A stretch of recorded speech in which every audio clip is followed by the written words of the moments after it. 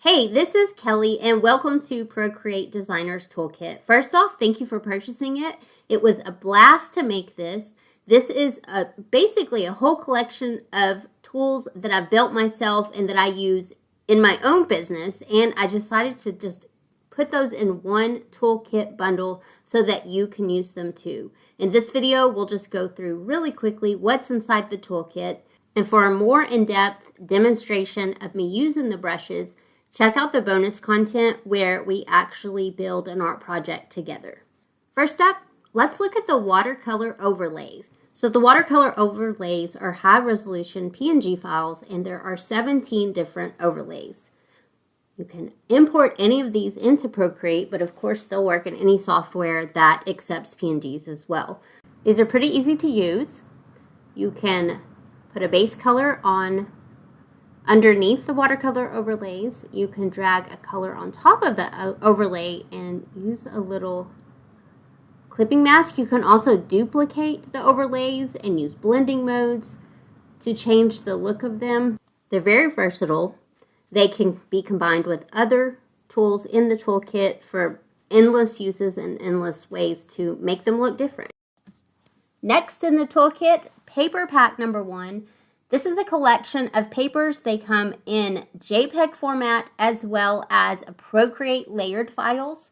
So when you use the Procreate layered file, it's designed to mimic real paper. So when you are adding artwork or line work or you're adding to it, it's going to mimic real paper.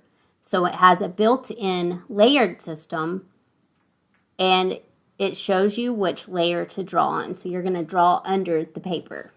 The vintage paper pack is built the same way, with JPEG files as well as Procreate design files that have the specific layers already built into it, with the paper layers on top and then the draw layer.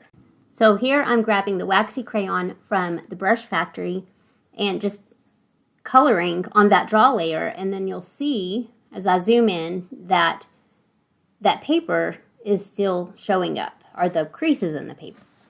Now these papers are built in with plenty of texture, bits of worn, aged look, all that, just the fun, worn, distressed vibe that I absolutely love, and I know that so many of you love as well. But if you're wanting to add even more, you can definitely use the Grunge Revival brush set and throw in some more texture on these papers. Something else that's fun in the toolkit are these paper texture brushes. So you can use the papers that are already made, or you can create your own. This is really simple to do. Just set up your Procreate file, choose a color, add a layer,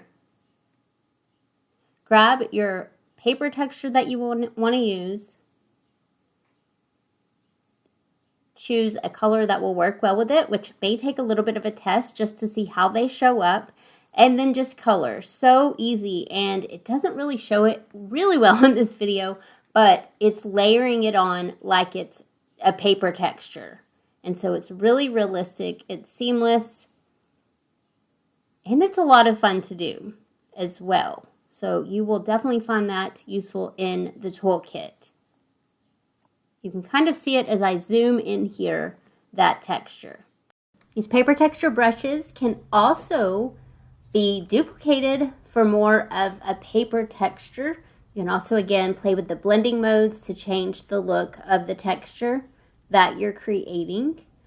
And as I said, I've really tried to make this toolkit intentional and, where it works well with everything else in the toolkit. So for instance, in this example, if you had the paper texture brushes and you wanted to use it with the watercolor overlays, you can definitely do so and create your own digital papers so easily this way. So here is the striped overlay from the watercolor overlays. I'm going to turn it down a little bit. You could leave it as is. You could bump it back up. You could add another color on top. So there's just so many options with this. Do a clipping mask and you have a digital paper all ready to go. Next up in the toolkit, our Paper Maker's brush set, 13 brushes. It also comes in individual JPEG and PNG formats, so you never have an excuse not to create a texture-rich background. These are so easy. They are my go-to brushes to create lots of good texture.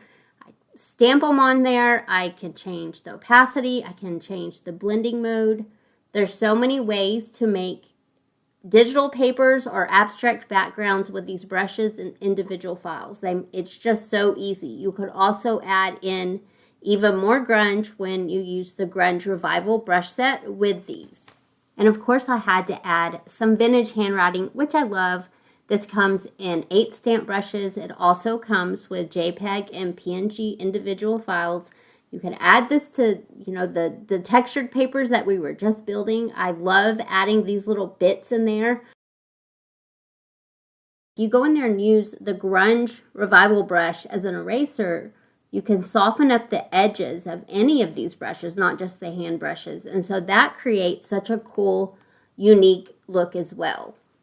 The Grunge Revival brushes are so versatile. Again, you can stack them. You can change the blending mode with them. You can do so many things. Just adding these little grunge bits to any of your work is going to really change the look of it. As you can see with this pear, I'm just adding little bits to it.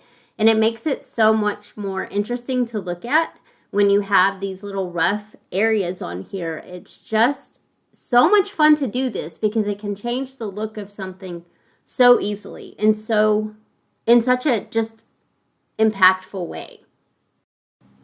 This is probably my favorite part of Designer's Toolkit. So this is Brush Factory.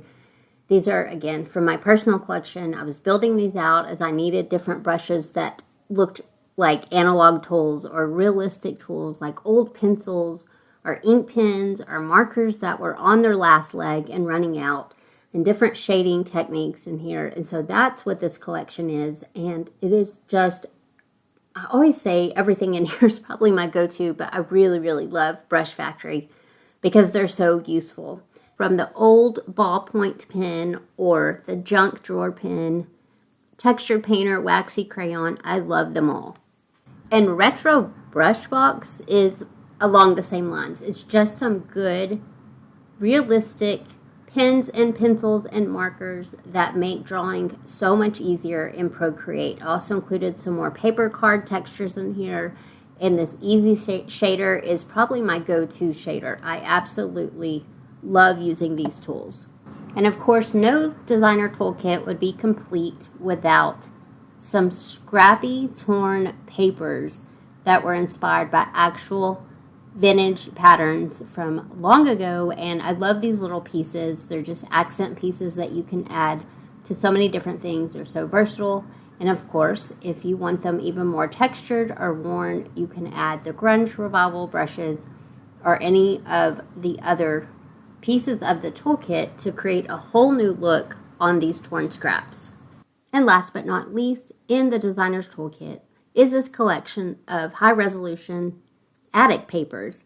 These are highly textured, vintage-inspired digital papers that have so many uses. And of course, they were created to work well with the other components of the toolkit, and so you can add different textures on top of these papers if you want to create a whole new look. For example, you could add a watercolor overlay to this, throw some pencil markings on it, and it becomes a whole different look. So thank you for joining me of this little tour of the Designer's Toolkit. If you have any questions, make sure you reach out. You can also find me in the private Facebook group if you are needing any help, or if you want to share what you're creating. I would love to see it.